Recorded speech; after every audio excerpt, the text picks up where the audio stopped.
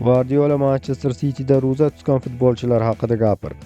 Manchester City bosh murabbiyi Pep Guardiola klub Ramazon oyida musulmon futbolchilarga yordam berish uchun moslashishi kerakmi degan savolga javob berdi.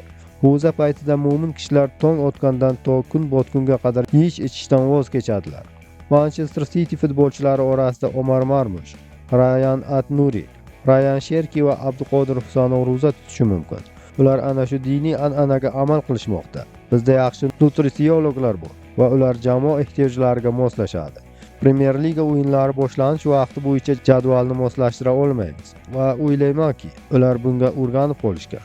Ular yangi o'yinchilar emas va bu davrda ko'p yillardan beri o'ynashadi. Futbolchilar uchun bu yangilik emas deb o'ylayman. Ayt-Nuri, Sherki, Omar va Husa birinchi marta Ramazon oyini o'tkazayotgani yo'q va ular buni qanday amalga oshirishni juda yaxshi bilishadi, dedi Guardiola.